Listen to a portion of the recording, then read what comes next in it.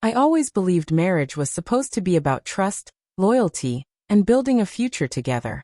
For years, I thought that's what my wife, Emily, and I had. We lived in a modest home outside of town, surrounded by 20 acres of land that had been in my family for generations. That land wasn't just property, it was history, the foundation of everything my parents and grandparents worked for. When my father passed away, I inherited it all. The land, the house, and a substantial sum of money from his business investments. It was bittersweet, but I took pride in protecting his legacy.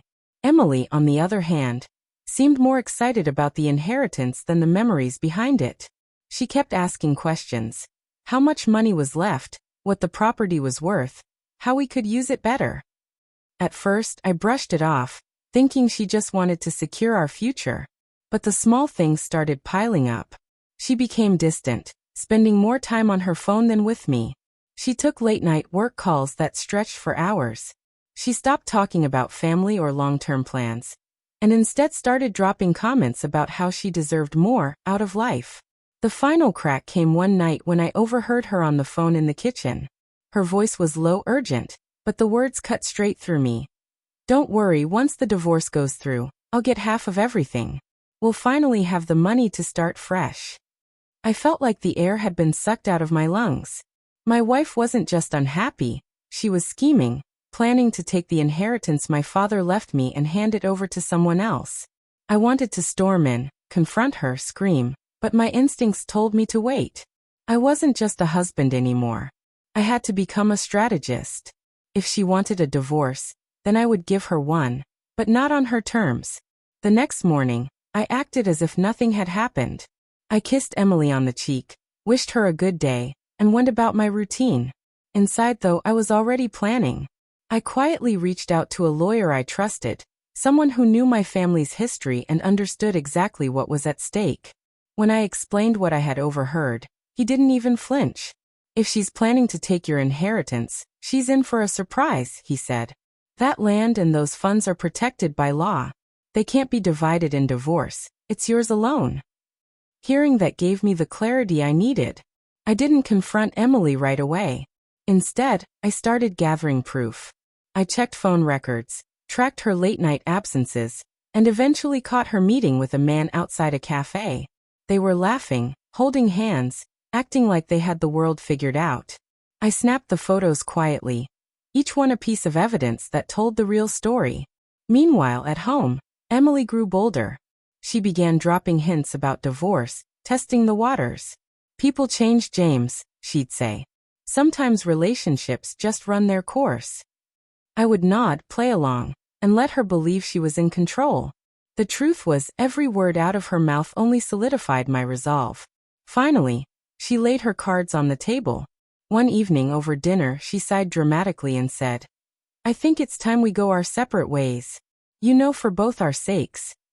She tried to sound noble, self-sacrificing even, but I could see the gleam in her eyes. She thought she was about to walk away with half of my inheritance, half of the land, half of everything my family had built. I agreed calmly, almost too calmly.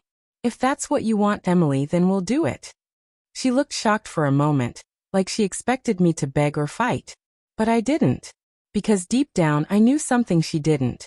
Her scheme was about to backfire in the most spectacular way. When the divorce proceedings began, Emily walked into the courtroom brimming with confidence. She had dressed sharply, her lawyer at her side, and she kept giving me these smug little glances as if she'd already won. She thought she'd get the house, the land, and a generous cut of what she believed was our money. But when my lawyer presented the documents, her smile faltered. He calmly explained to the judge that my inheritance had been placed in a protective trust years before Emily and I were even married. By law, it was untouchable in the divorce. The house and the 20 acres? Also protected. They were legally registered in my name alone, as family property.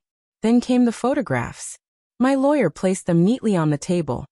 Emily with her lover, kissing outside a cafe, holding hands like a teenager in love. The room went silent. Emily's face drained of color. Her lawyer stammered, flipping through the papers as if searching for a miracle that wasn't there. In the end, the judge's ruling was swift and brutal for her. Emily got nothing beyond what she had personally contributed, which was next to nothing. No share of my inheritance, no claim to the land, and no financial windfall she had schemed for. Instead, I walked away with everything intact. Millions in protected assets and 20 acres of land that had been in my family for generations. Outside the courthouse, she tried to plead. James, we can work this out. I wasn't thinking clearly, but the act was over. I looked her straight in the eye and said, "You didn't want me, you wanted what I had. Now you have nothing." Word spread quickly through our circle of friends and family. The woman who once thought she could outsmart me was now seen for who she truly was, desperate, reckless, and empty-handed. Meanwhile, I started rebuilding my life. I invested more into the land, expanded the house, and found peace in knowing I had cut out the poison. Her scheme didn't just fail, it destroyed her. And for me, it was freedom. A reminder that betrayal, no matter how carefully planned, always carries a price.